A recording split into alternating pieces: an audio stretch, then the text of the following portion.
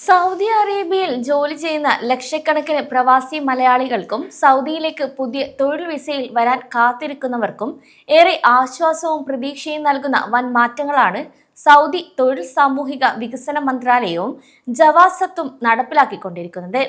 നേരത്തെ പ്രവാസികളെ ഏറ്റവും കൂടുതൽ അലട്ടിയിരുന്ന ഇഖാമ പുതുക്കൽ, സ്പോൺസർഷിപ്പ് മാറ്റം അല്ലെങ്കിൽ കഫാല മാറ്റം, എക്സിറ്റ് റീ എൻട്രി വിസ നീട്ടൽ എന്നിവയിലൊക്കെ ഇപ്പോൾ വൻ ഇളവുകളും ഡിജിറ്റൽ സൗകര്യങ്ങളുമാണ് നിലവിൽ വന്നിരിക്കുന്നത്. അതിനാൽ സൗദിയിലെ പ്രവാസി മലയാളികൾ അറിയേണ്ട ഇഖാമ വിസ നിയമങ്ങൾ, ക്യുവ പോർട്ടൽ വഴിയുള്ള ആനുകൂല്യങ്ങൾ, സാമ്പത്തിക ബാധ്യതകൾ കുറയ്ക്കാനുള്ള വഴികൾ എന്നിവ ഈ ഒരു വീഡിയോയിലൂടെ വിശദമായി അറിയാം. പ്രവാസികൾക്ക് ഏറ്റവും ആശ്വാസം നൽകുന്ന ഒന്നാമത്തെ മാറ്റം ഇഖാമ ഫീസ് അടയ്ക്കുന്നതാണ്. നേരത്തെ ഒരു വർഷത്തെ ഇഖാമ ഫീസും വർക്ക് പെർമിറ്റ് ഫീസും ഒന്നിച്ച് അടയ്ക്കേണ്ടി വന്നിരുന്നെങ്കിൽ ഇപ്പോൾ 3 മാസം, 6 മാസം, 9 മാസം അല്ലെങ്കിൽ 12 മാസം എന്നിങ്ങനെ രീതിയിൽ ഭാഗികമായി ഫീസ് അടച്ച് ഇഖാമ പുതുക്കാനുള്ള ഒരു സൗകര്യമുണ്ട്. ഇത് ചെറിയ സ്ഥാപനങ്ങൾ നടത്തുന്നവർക്കും സ്വന്തം പേരിൽ ഫീസ് അടയ്ക്കേണ്ടി വരുന്ന തൊഴിലാളികൾക്കും വലിയ സാമ്പത്തിക ആശ്വാസമാണ് നൽകുന്നത്. ഒപ്പം വലിയ തുക ഒന്നിച്ച് കണ്ടെത്താൻ പ്രയാസപ്പെടുന്ന പ്രവാസികൾക്ക് മാസ ബജറ്റ് അനുസരിച്ച് ഇഖാമ പുതുക്കി നിയമവിധേയമായി രാജ്യത്ത് തുടരാനും സാധിക്കും.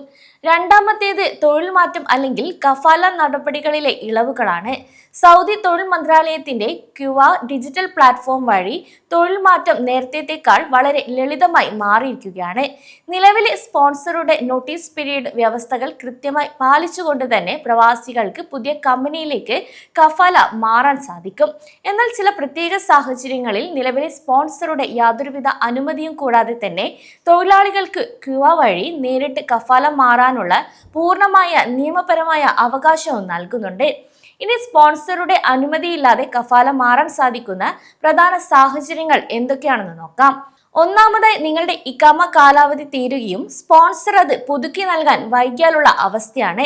രണ്ടാമത്തേത്, നിങ്ങളുടെ ശമ്പളം തുടർച്ചയായി 3 മാസം വൈകുകയോ മുടങ്ങുകയോ ചെയ്താൽ. മൂന്നാമതായി, പുതിയ തൊഴിൽ വിസയിൽ സൗദിയിലെത്തി 90 ദിവസത്തിനകം തൊഴിലുടമ ഇഖാമ അടച്ചു നൽകിയില്ലെങ്കിൽ.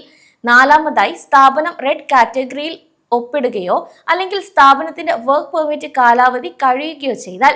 ഈ 4 സാഹചര്യങ്ങളിൽ ഏതെങ്കിലും ഒന്നുണ്ടായാൽ തൊഴിലാളികൾക്ക് കറന്റ് സ്പോൺസറുടെ സമ്മതമില്ലാതെ തന്നെ പുതിയ തൊഴിലുടമയുടെ ഓഫർ ലെറ്റർ സ്വീകരിച്ച് ക്യുവ വഴി കഫാല മാറ്റം പൂർത്തിയാക്കാം. ഇത് പ്രവാസികളുടെ അവകാശങ്ങൾ സംരക്ഷിക്കുന്നതിൽ വലിയൊരു പങ്ക് വഹിക്കുന്നുമുണ്ട്. മൂന്നാമത്തേതായി പ്രവാസികൾ അറിഞ്ഞിരിക്കേണ്ടത് എക്സിറ്റ് റീ എൻട്രി വിസ നിയമങ്ങളിലെ മാറ്റങ്ങളാണ്. നാട്ടിൽ അവധിക്ക് പോയ പ്രവാസിക്ക് അപ്രതീക്ഷിതമായി അവധി നീട്ടിയെടുക്കേണ്ടി വന്നാൽ സൗദിക്ക് പുറത്തു വെച്ച് തന്നെ അപ്ഷീർ അല്ലെങ്കിൽ ക്യുവ പോർട്ടൽ വഴി ഇഖാമയ്ക്ക് വാലിഡിറ്റി ഉണ്ടെങ്കിൽ എക്സിറ്റ് റീ എൻട്രി വിസ നീട്ടിയെടുക്കാൻ സാധിക്കും. സ്പോൺസർക്ക് അപ്ഷീർ ബിസിനസ് വഴിയോ അല്ലെങ്കിൽ തൊഴിലാളികൾക്ക് സ്വന്തമായി അപ്ഷീർ വ്യക്തിഗത അക്കൗണ്ട് വഴിയോ നിശ്ചിത ഫീസ് അടച്ച് വിസ നീട്ടുകയും ചെയ്യാം.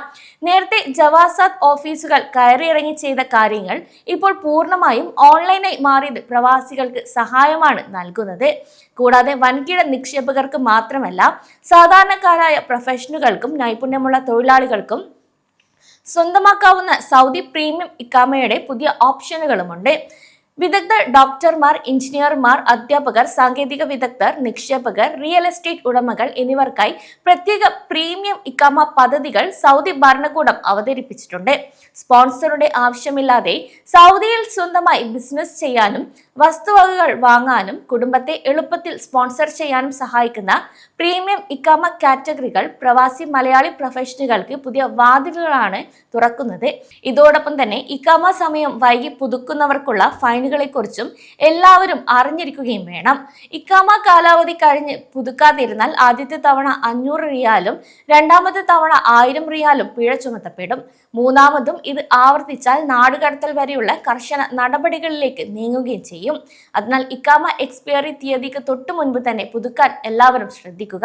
കൂടാതെ തൊഴിലുടമയുടെയാണ് ഇഖാമ പുതുക്കേണ്ട ബാധ്യതയെങ്കിൽ കൃത്യസമയത്ത് കമ്പനിയെ വിവരം അറിയിക്കുകയും വേണം. അല്ലാത്ത പക്ഷം ഇഖാമ പുതുക്കാത്ത സാഹചര്യം കാണിച്ച് തൊഴിൽ മന്ത്രാലയത്തിന് പരാതി നൽകാനുള്ള അവകാശവും തൊഴിലാളിക്കുണ്ട് എന്ന കാര്യം കൂടി ഇവിടെ അറിഞ്ഞിരിക്കണം.